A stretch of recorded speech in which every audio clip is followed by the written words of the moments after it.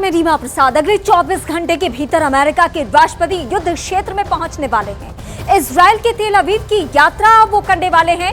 Hamas और Israel के बीच जारी युद्ध में तेल अवीव पर भी हमले किए जा रहे हैं। मिसाइलों से अटैक हो रहा है। मंगलवार की शाम जब तेल अवीव पर हमास ने हमला किया तो नेतन्याहू और अमेरिका के विदेश मंत्री एंथनी ब्लिंकन को बंकर तक में भागना पड़ा।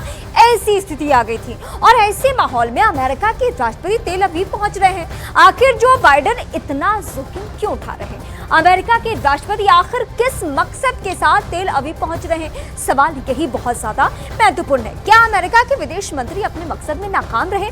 क्या नेतन्याहू पर जंग रोकने का या जंग को आगे न बढ़ाने का प्रेशर बन रहा है? क्या युद्ध पर ब्रेक लगा पाएंगे बाइडेन? इसी पर आज होंगे सुलगते सवाल।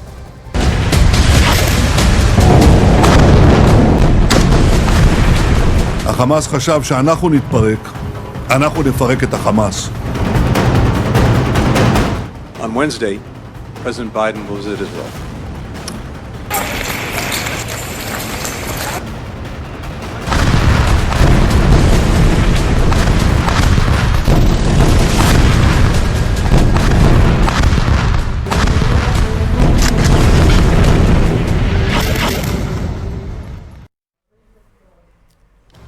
ये युद्ध बहुत महत्वपूर्ण है और ऐसे में जो बाइडेन का वहां पहुंचना बहुत सारे सवाल लेकर आ चुका है और यही वजह है कि एक जो पैनल है वो रक्षा विशेषज्ञों का पैनल है जिसके जरिए हम समझेंगे कि जो बाइडेन का वहां पहुंचना क्या मकसद है। तो सबसे पहले मेहमानों का परिचय मैं करवा दूं। ग्रुप कैप्टन एमजे विनोद हमारे साथ इस वक्त जुड़ रहे हैं। सर, आपका स्वागत है। लेफ्टिनेंट जनरल शंकर प्रसाद, पूर्व डीजी, मेरे साथ जुड़ चुके हैं। सर, आपका भी स्वागत है। शीलकांत शर्मा कुछ ही देर में मेरे साथ होंगी। पूर्व राजनयिक कर्नल तेज टिक्कू सर, आपका भी बहुत स्वागत है। रक्षा विशेषज्ञ आप भी हैं। Group captain MJ Vinod sir के पास मैं सबसे पहले आती हूं।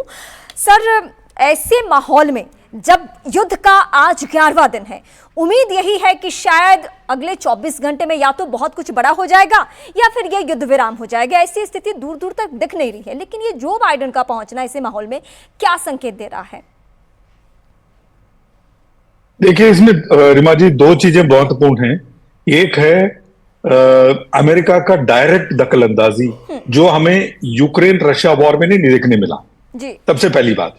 और दूसरी और महत्वपूर्ण बात यह है, जैसे गाजा पट्टी जिस तरह से खंडर बन गया है, जिस तरह से दोनों तरफ मानवता की हत्या हुई है, उस तरह से हमें यूक्रेन रशिया वॉर में नहीं देखने मिला। तो ये बहुत दो चीजें जो हैं बहुत ही महत्वपूर्ण है। और आप कुछ भी कह लीजिए, फिलिस्तीनी इजरायली के खिलाफ हूं और पिछले 1000 सालों से वो इजरायलीज के खिलाफ हूं और वाइस वर्सा, मानवता दोनों तरफ हारा ही है, मानवता जीती नहीं है।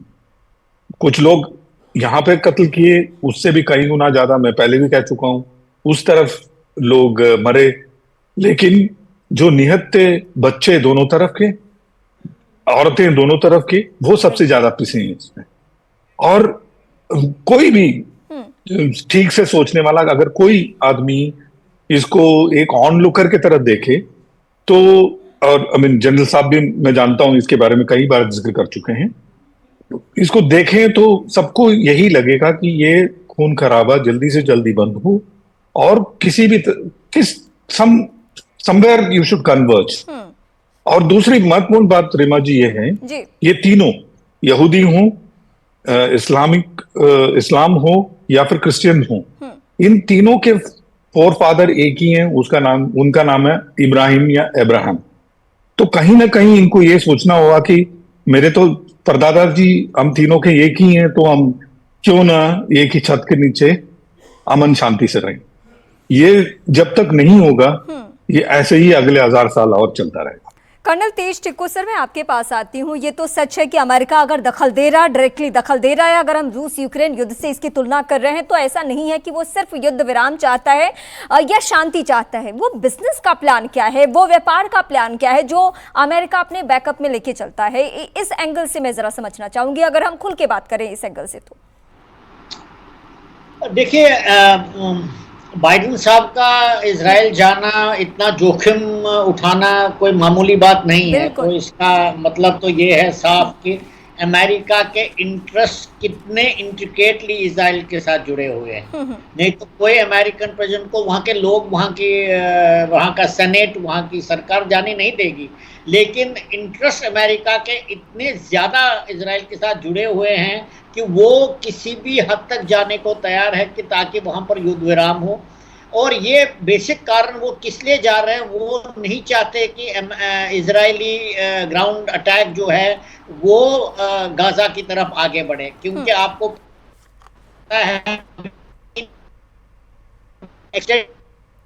अपनी जो टाइमलाइन है गाजा में जाने की, और ये सब अमेरिका के दबाव में हुआ है। क्योंकि अमेरिका समझता है कि एक बार अगर इजराइल ग्राउंड अटैक में आगे बढ़ा, एग्रेसिव हो गया, अंदर चला गया, फिर इस युद्ध को कोई भी बढ़ने से रोकेगा नहीं। और अगर ये युद्ध हो जाता है, इसमें ईरान शामिल होता है, हिजबुल्लाह तो तकरीबन शामिल हो ही चुका है, वेस्ट बैंक में फैलेगा। और ईरान ने वैसे ही अभी वार्निंग दी है आज सवेरे कि अगर हमास के बरखिलाफ ज्यादा कार्रवाई हुई तो वो इंटरवीन करेंगे। तो मामला बहुत गंभीर है और यूक्रेन और इनका आपस में मुकाबला नहीं किया जा सकता।